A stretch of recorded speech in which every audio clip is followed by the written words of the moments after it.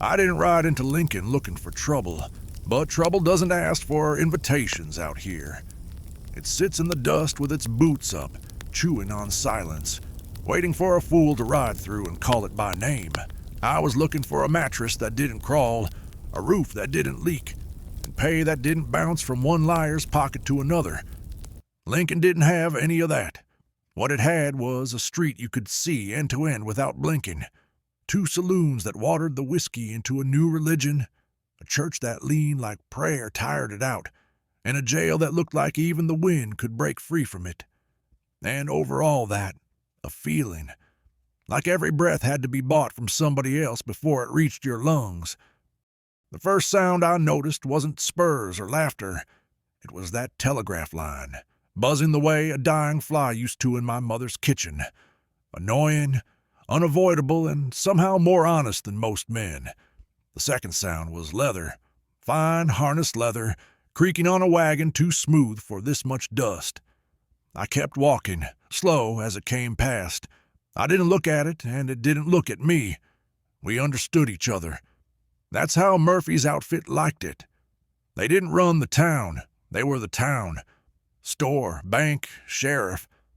Lord, even the weather felt like it sent reports to them before it rained. I took work west of town, small spread where the wind kept the fence lines sharper than most men's consciences. The rancher's name was Elias. He had the kind of shoulders you get from lifting what's too heavy to set down, and a wife who poured coffee like each cup might keep a man from doing something stupid. They had a boy with a cough that sounded like a rope through dry bark. I fixed a hinge, pushed cattle off a wash, and told myself the quiet would stick if I nailed it down hard enough. That first night we ate beans by a fire that tried its best not to go out. "You heard of Billy?" Elias asked without looking up. "Doesn't ring." I poked the fire and watched a spark jump as if it had someplace to be. "What is he, a preacher?" Elias snorted. His wife didn't. She just glanced at the boy. "He's a story," she said, quiet. "One that ends either with a gun or with a grave. Maybe both." "You ain't wrong," Elias said. "Fast hand, faster trouble. He came in riding with Tunstall's people, small outfit with the big mistake of thinking the law could be hired for less than Murphy pays." "Law's not for sale," I said. Elias grinned like a man who has paid retail for his own life twice. "Then we must be talking about different brands." I saw Billy 2 days later. He wasn't tall. He wasn't carved out of iron like some story men get told. He had a laugh that looked like it could outrun a storm and eyes that didn't blink in dust. You could tell a man's speed by how the town moves around him. With Billy, the air stepped soft. People made room without thinking. Even the dogs watched him like a scrap of meat with teeth.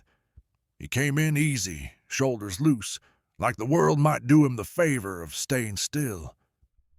The sheriff watched from the porch rail, badge catching sun, a look like a man sniffing rain and deciding to hate it. "They killed Tunstall," someone said, just loud enough to carry. "Then this won't end with talk," someone else whispered. Lincoln pulled its breath in and held it like a secret. The day slowed. I was in the saloon when the piano player found a chord that didn't belong to any song and shut the lid like he'd just closed a coffin. The gray-bearded barkeep had a shotgun around the back of the bar that looked like it made all the difference between confidence and courage. He wiped the rim of a glass clean of dust that had never bothered to be dirty in the first place. "It's begun," he said. Not to me and not to himself, just to the air, so it would behave. "What's begun?" I asked, because some parts of me still liked the sound of questions. He lifted his eyebrows like I told a joke with no punch. "You'll know it when it gets here." By sundown, windows breathed shallow. Men set lamps on tables and turned them low like they could dim whatever rode in with the night. I stepped out.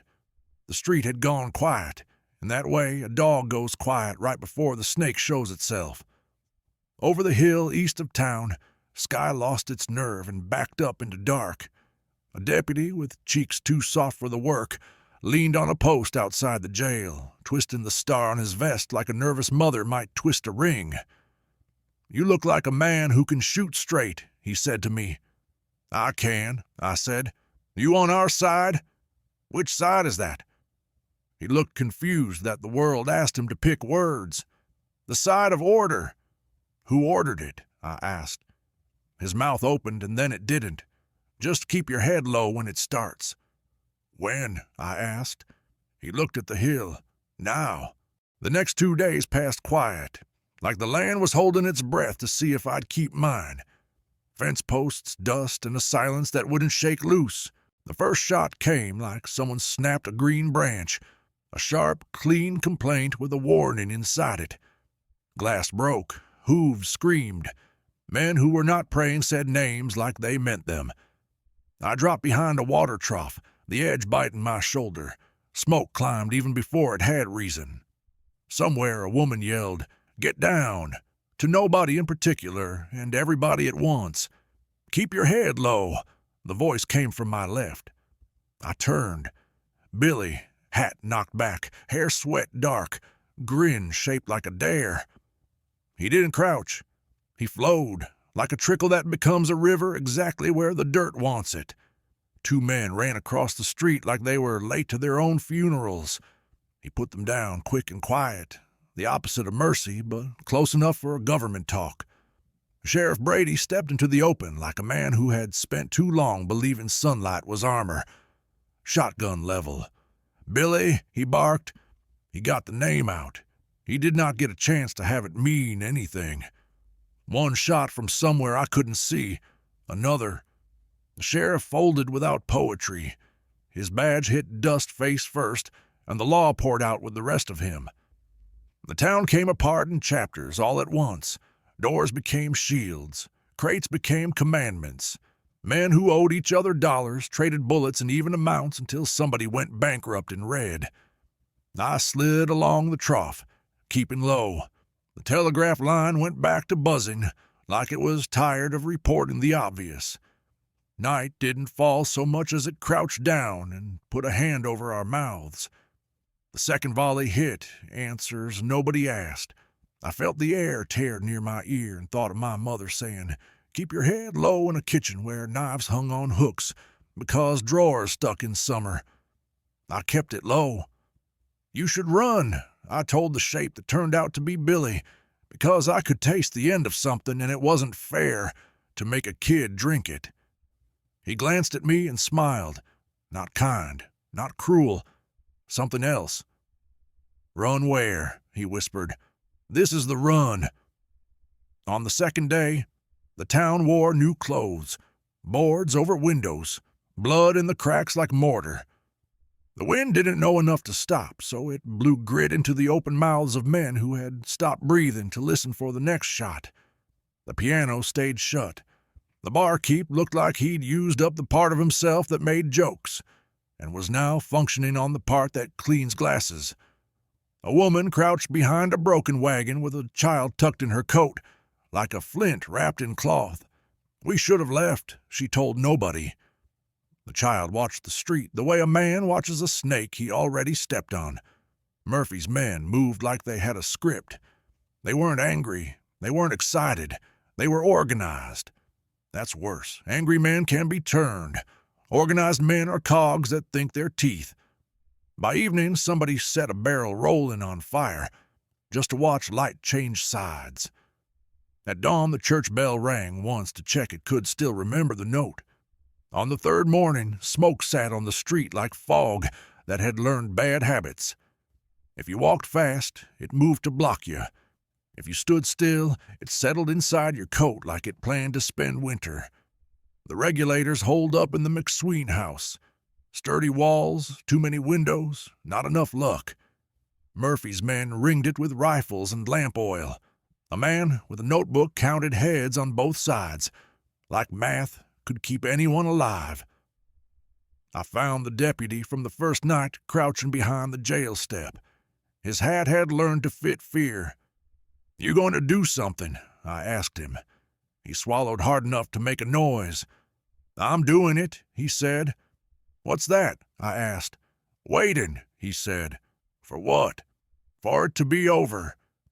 "You're the law," I said. He shook his head. "I'm the badge." The law's in the store's ledger. The McSween house made the right noise when torches met its eaves, the sound old timbers make when they realize they are being asked to become something else. The flames crawled up like snakes that had learned to climb from a cruel teacher. Inside, men shot through smoke at the idea of enemies, and sometimes found them. The street breathed in, out in little gasps. A man tried the back door. He didn't succeed. He left a shape on the dirt that the wind didn't have the heart to erase for longer than it usually takes. Another man went for a window and came out wrong, all angles in the wrong order, his hat still trying to be a hat a foot away. "Get back," a voice shouted from inside, and then someone coughed a name that didn't help anybody. He'd gone inside before the flames found their voice. Some men run from fire. Some walked through it like it owes them a debt. I saw him then, Billy. Soot in his hair, eyes bright as if the fire had chosen him for a mirror. He stood where men should not stand, and yet there he was, correct as a fact nobody likes. He holstered and drew like the air itself did the reaching. The first man felt like he'd been told a secret too heavy to hold. The second tried to finish a sentence he hadn't started. The third didn't have time to wonder whether there would be a fourth. "Run!" someone yelled from the barn across the street. "Run, boy!" He didn't look. He moved. Through the door, the flame had already eaten into a mouth. Smoke grabbed at him. Heat pawed at his coat like a beggar. The house groaned the way a beast groans when it knows the spear went in deep. For a second, the kind of second that stretches until it becomes a different animal, he disappeared. Even the bullets paused to see whether they had killed a legend or postponed a man. Then he came through the smoke, fast and low, head down, guns leveled with the ground like he planned to shoot the earth into telling the truth. He didn't grin this time. He showed teeth like a dog warned away from a bone it meant to keep. He crossed the street under a roof of bullets that all decided to hate each other and miss. He slid behind the trough where I had started this trouble, and he laughed once without humor, like a cough with manners. "I told you," he said. "Breath then, this is the run." "Keep moving," I said. And I don't know why I said it, except some men need a voice to push against, even when they're already falling forward. He nodded. A nod like a door clicking shut. He went left, then up, then gone. By dawn, the house had finished the work that fire always finishes. The air tasted like a nail in your mouth and a regret in your gut. The telegraph line buzzed a report to nowhere. The coyotes shut up, and that's how you know the world gets serious. The law arrived with fresh shirts and old eyes after noon, like men who missed a train and declared it was late on purpose. They took notes near bodies and wrote numbers where names should live. They talked to Murphy's clerk more than they spoke to the families that cried without spilling tears. The deputy handed over his star like a man returning a borrowed shovel, and walked away with his hands hanging the way rope hangs when a job's done mean. I helped dig. There's only one way to dig after something like that, slow and wrong. Dirt didn't want to help. It clung to itself like a lesson nobody learned. We wrapped hands that had reached for other hands and found heat instead. We tied cloth around jaws that opened for air and got smoke. The wind did its best hymn and wasn't strong enough to move anything that mattered. In the saloon, the barkeep found himself a new way to polish a glass that kept his hands occupied, while his eyes stayed stuck 15 yards away, where his friend had been and now was not. "They'll sing songs about him," he said, when I asked him for water because whiskey couldn't cut the thickness anymore. "Billy," I asked. "Who else?" He shrugged without lifting his shoulder. "But they won't sing about the ones who stacked wood and died under it, or the ones who counted the shots so the children would have a rhythm to fall asleep to. They never do. They'll remember the house," I said. The house? He smiled. And it wasn't a nice sight. The house is ash. That's what we become when we're lucky A clerk from back east. Shirt still creased, hair still thinking about a mirror. Stood in the street with a notebook and asked me whether the sheriff had been in the lawful execution of his duty when he fell. I looked past him at the mark in the dust where the badge had kissed ground and said, "Depends on whose law you write down."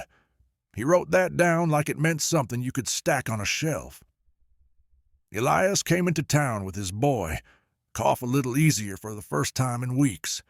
He looked at the holes in the McSween house, and then at me, and his eyes found the part of me I'd hoped to lose in the smoke. "You leavin'?" he asked. "I should," I said. "Should've," he answered, "but you didn't." I helped him buy nails at the store. The clerk charged double and gave us the smile a man gives when he counts your money with his thumb and wonders how long it took you to rub skin off those fingers. Outside, Elias said, "I used to believe in law." "What do you believe in now?" I asked. He looked at the nails. "Hammers," he said. "Hammers don't lie. I slept one more night on a cot that complained about every bone I owned. In the hour before dawn, when a man's regrets line up to shake his hand, I walked to the hill east of town and looked back. Lincoln sat like a dog that got kicked and is still learning to pretend it's not waiting for the next boot. The telegraph line sang its stupid little song. The wind ran a hand through the ash and made a little cloud that tried to remember being a house. I could have cried. I didn't. I saved tears for when water's worth less than salt. On the road out, I met the deputy without the star.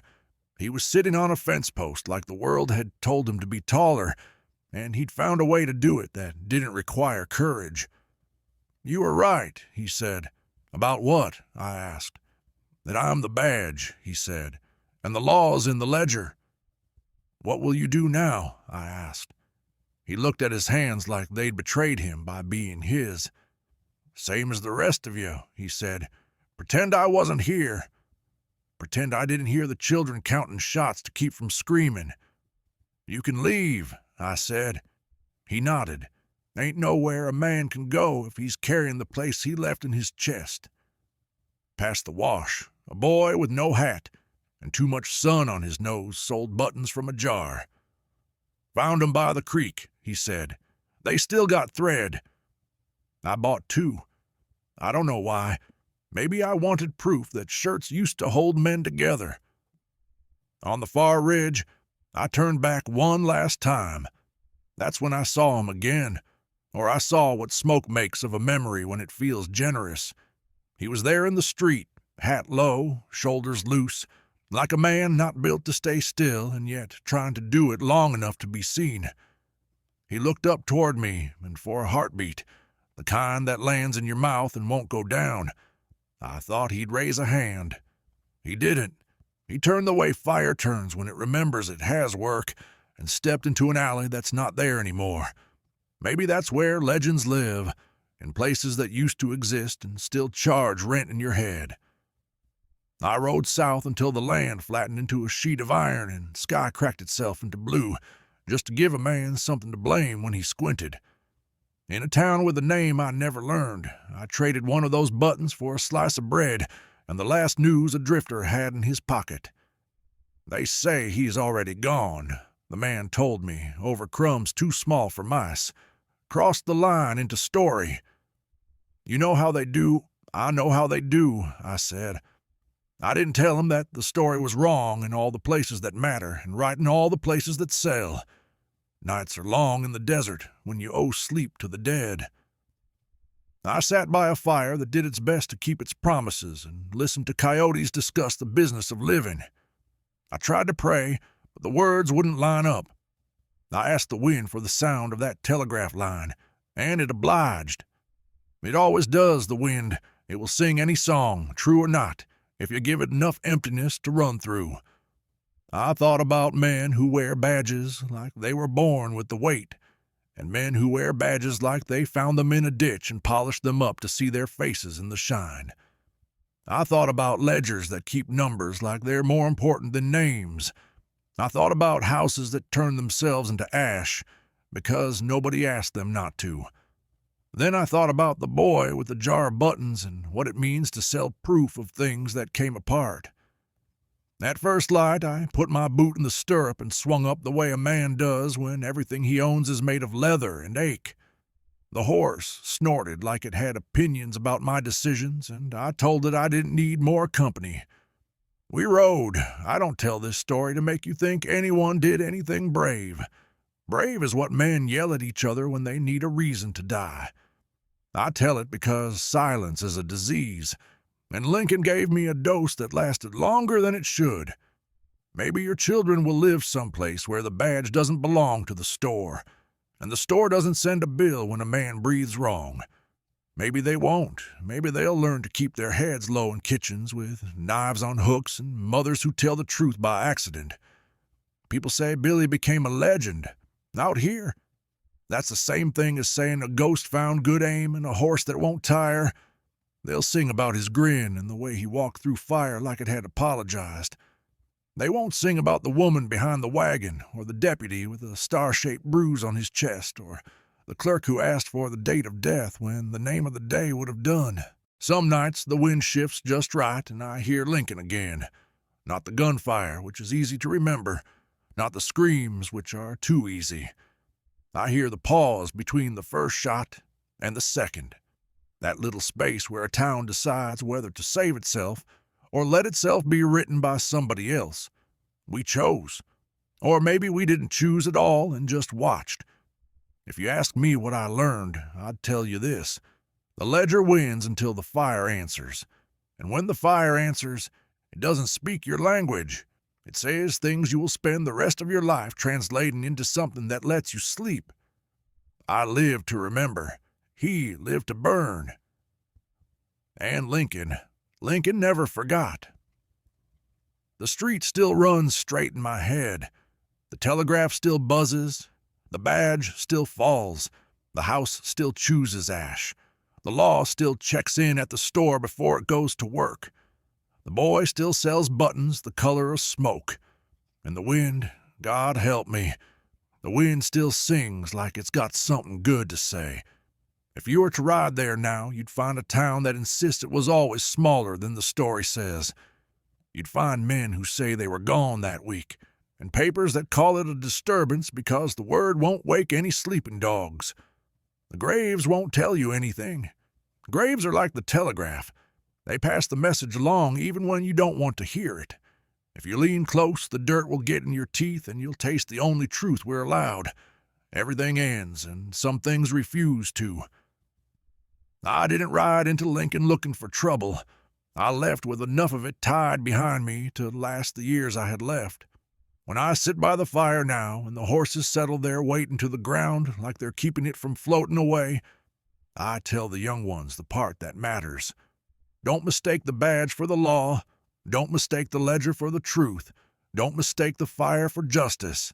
And when you hear the telegraph sing, don't answer unless you're ready to buy your breath from someone else. They call it the Lincoln County War in places where men write the world down so they can sell it back. I call it a street I can't cross without counting shots. I call it a nod from a kid who knew he didn't have to live to win. I call it a house that decided to do what the people inside wouldn't. I call it a scar, and scars don't go away. They just teach your skin new ways to hold itself together. The night will end. It always does. Dawn comes like a debt collector. Slow, polite, unavoidable. When it gets here, you'll see all the things the dark made bigger and smaller, and you'll have to live with which ones were which. Maybe you'll go buy nails. Maybe you'll sell buttons. Maybe you'll polish a glass that never gets clean. Whatever you do, do it like the wind's listening. It remembers everything. It remembers us. And if anybody asks you about Lincoln, tell them this. No one walked away the same. Some of us walked away at all. That's the kind of mercy the ledger can't count and the law won't admit. It doesn't matter. We count it. We admit it. We carry it. After the burying, after the law pretended to tally what it never meant to weigh, I rode north to the stage stop by Arroyo Seco. The boards there creak like they owe money. I found Ellis, Murphy's smiling boy from the saloon, counting chips he hadn't won. He recognized me the way a rattler recognizes a boot. His hand ghosted toward his coat. Mine stayed where it was. The man behind the counter set down a tin cup like he meant to use it for a shield. "Tell Murphy," I said. "He bought the sheriff, not the sky." "Smoke still blows his way," Ellis burped a laugh. "You think smoke knows direction?" "I think it knows guilt," I said. He didn't draw. He shrugged. "You're not a regulator." "You're a witness. That's worse," I told him. "We don't forget the wrong parts." On the trail out, I met a rider with newspaper ink on his fingers. A reporter, he said, sent to write it clean for people who like their blood in columns. He asked what the boy's name was, the one they'd sing about. I told him. He asked what my name was. I didn't. He asked whether the sheriff died brave. I said he died paid. He wrote that down and then scratched it out. Some truths look bad next to breakfast. Weeks later, I turned back toward Lincoln for a pair of boots waiting at the cobbler's. The town smells different when a story leaves it, like a room after somebody moves out, dust squares where furniture used to be. The barkeep was mending a chair with hands that only knew breaking. He slid me a letter in a brown envelope. "A man with good shoes and bad eyes left this for you," he said. Inside, 4 lines from a widow who signed McSween. They weren't words for a pistol. They were words for a grave. "If you pass the house that used to be mine, tell it I'm not angry at the wood." It held as long as it could.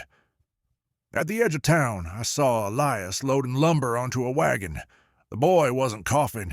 He was just staring long at the lot where the house had learned to be smoke. "You rebuilding?" I asked. "I'm learning," he said, "how to make a home out of things that don't want to stay." "Does the law help?" I asked. He laughed without sound. "The law sent me a paper to say my fence is 3 hands wrong." "How'd you answer?" I asked.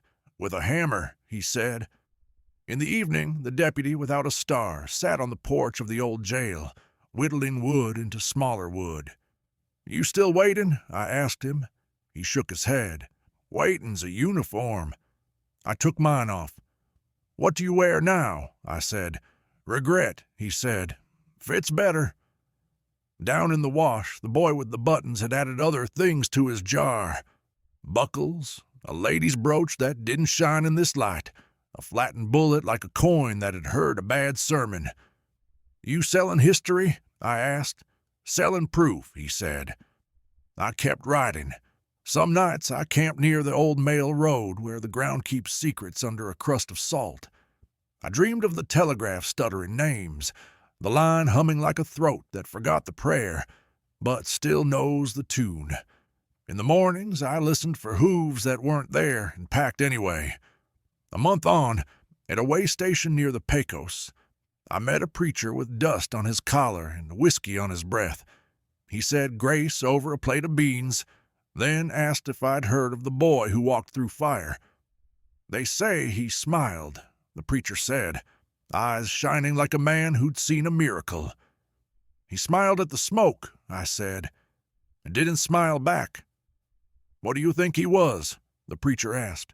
"Devil or angel?"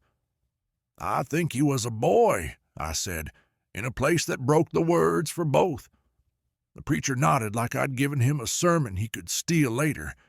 He told me God writes straight with crooked lines. "Men write crooked so they can sell the paper," I said. He didn't argue. He was busy chasing his beans with the rest of his faith. When the weather broke and the sky remembered how to leak, I rode east to a ranch where they pay in coin and salt pork. The foreman asked if I knew cows. I said I knew fences and what crawls under them. He said that would do. At night, the hands sang a song about a kid with quick hands. They got the meter wrong and the details right enough to drink to. I didn't sing. I stacked wood and listened to the fire pop like punctuation in a letter I hadn't written. Word traveled the way it does. On cards, through whiskey, over saddles. Some said the boy crossed into Mexico. Some said he crossed into legend and didn't need a passport. One night, a man swore he'd seen him trade a horse for a smile in Fort Sumner. Another swore the horse did better on the trade. I nodded the way old men nod, like you're agreeing with the weather, not the speaker. Years don't march out here. They drift. By the time the wind stopped saying my name, the scar itched enough to pull me back. I went back to Lincoln once more, 'cause it's the nature of scars to itch when the season turns. The telegraph line was still there, humming its old sin. The church had straightened some, as if the new wood had opinions. The jail had a fresh lock and the same emptiness. The McSween lot grew stubborn grass, green like something trying to apologize for having roots. I stood there and said the widow's line out loud, quiet as you do when a grave has ears. I'm not angry at the wood. A stranger stepped beside me, hat low, hands clean. You one of the men who fought here? He asked. No, I said. I'm one of the men who didn't leave fast enough. He looked disappointed, then wrote me down anyway. History likes its bystanders. It can blame them in bulk. On the way out I saw Ellis again, or maybe the shadow the desert made when it got bored. He was older where it hurts, under the eyes. He opened his mouth and then closed it, like a door remembering it locks from both sides. I didn't reach for anything, neither did he. Some debts inflate with interest, others die of shame. We let that one die. I won't tell you about every grave I helped tamp down, every name I couldn't carry. Every morning I counted my breaths just to see if I still deserved them. That's not a story, that's bookkeeping. I'll tell you the one thing that matters. There was a moment between the first shot and the second where Lincoln could have gone another way. It didn't. That's the weight we wear, not the iron, not the star, not the legend. The moment, the choice not made. Years later, some nights feel like they lasted years on their own. I sat beside a different fire with different horses and told the story to a boy who wanted to be fast. He asked if speed saves you. I said, speed saves bullets. Mercy saves men. He spat into the dust and said, mercy gets you killed. I shrugged. So does living, I told him. He grew up to wear a badge. I hear he keeps his ledger in his pocket and his conscience in his hat band so it touches skin. That's something. I got a letter once from the deputy who gave up his star. It found me in a town that didn't have the courtesy to be ashamed of its dust. The letter said he was married to a woman who grew beans in a box and hope in a smaller box beside it. He said he slept bad but woke up honest. He said he named a stray dog Lincoln, so he'd have to call it to him every morning. I kept that letter until the creases turned to cuts. Then I burned it and breathed the smoke like a medicine I didn't deserve. Time kept its promise, the way it does. I got slower, the trail got longer. Men told the story of a kid who grinned through a furnace and came out counting. The verses changed like seasons. In some he was a saint, in others a sin, in most a mirror man held up to forgive themselves. I didn't correct them. I'm tired of selling proof. If there's a mercy in any of this, it's not the kind the law knows. It's smaller and older. It's the mercy of dogs who sleep at your boots because the world is big and you are not. It's the mercy of wind that forgets your name for half a day.